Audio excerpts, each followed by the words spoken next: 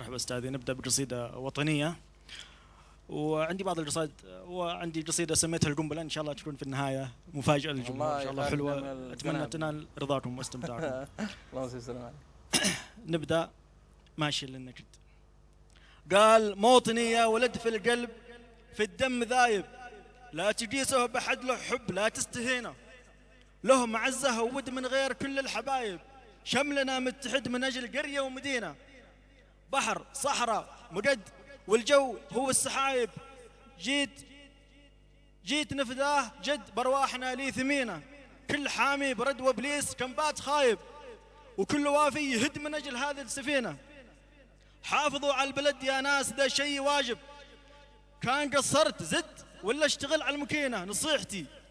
نصيحتي جات جد لا تقع مثل راغب، لي تغدى وامتد واليوم بطنه سمينه، تقلب وارتعد واصبح الراس شايب، كيف